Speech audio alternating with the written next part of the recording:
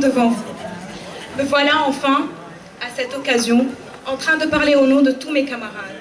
Non pas comme une simple représentante de la promotion, mais comme un membre d'une famille de 108 personnes à laquelle j'appartiens.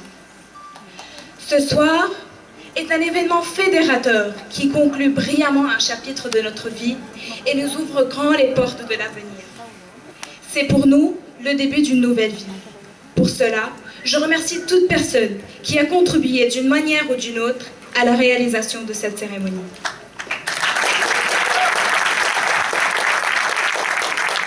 Mes chers camarades, ce soir, vous êtes tous très beaux, tant par votre élégance, vous les filles, que par votre galanterie, vous les garçons. Mais surtout, vous êtes beaux parce que vous souriez, parce que vous avez des étoiles qui brillent dans vos yeux.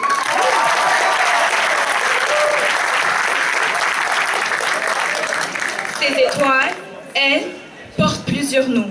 Succès, réussite, ambition, reconnaissance, confiance en soi, motivation pour l'avenir et surtout amitié entre camarades.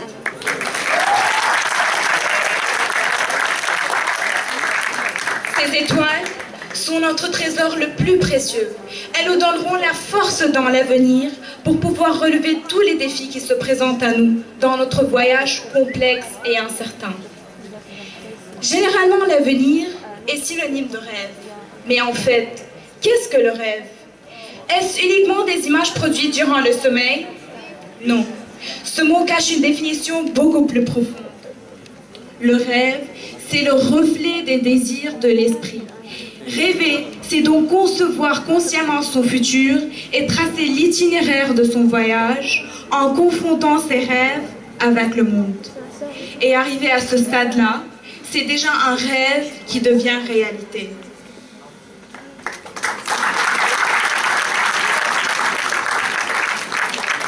Dès demain, chacun d'entre nous va viser une destination unique, sculptée par des études différentes.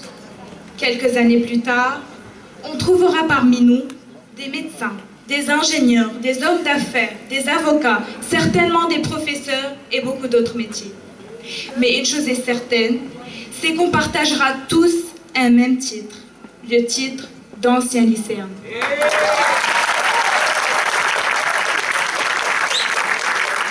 On partagera tous les mêmes souvenirs au sein du lycée Abdelkader, entre ces murs tièdes qui gardent nos secrets les plus énormes, sous des arbres colorés qui fleurissent au printemps et nous abritent durant l'hiver. Sur ces escaliers sont gravées nos mémoires et dans son théâtre s'achève notre histoire.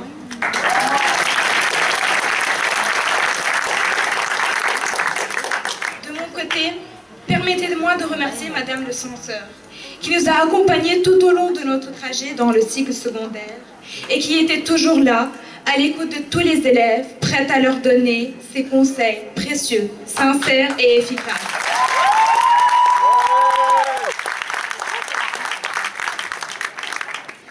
Je souhaite aussi remercier tous nos professeurs qui nous ont enseigné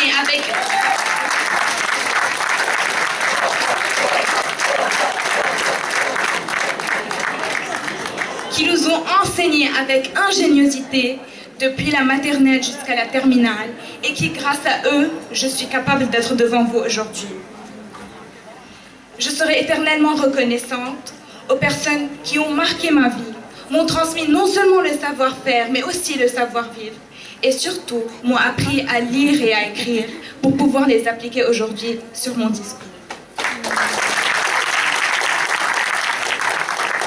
Ce métier est l'un des plus beaux métiers au monde qui demande beaucoup de cœur et non seulement de connaissances.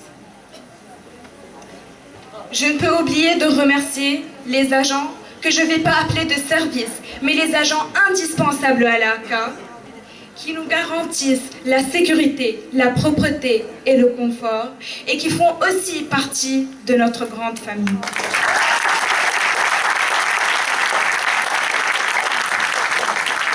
Et j'adresse mes condoléances les plus sincères aux proches de Moustapha Abou-Merei qui nous a quittés il y a 2 semaines.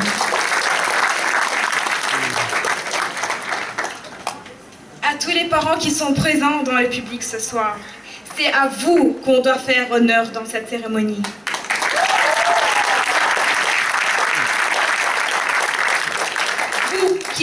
supportés pour 18 ans déjà malgré toutes nos bêtises, vous qui nous avez chéris du matin jusqu'au soir, vous qui nous avez guidés vers le droit chemin, et vous qui nous avez soutenus et encouragés jusqu'au bout.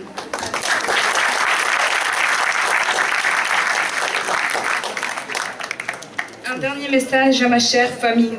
Je vous remercie pour tout ce que vous avez fait pour moi.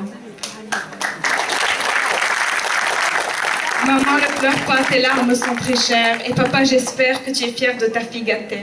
Mes frères, mes sœurs et mon frère, je vous aime.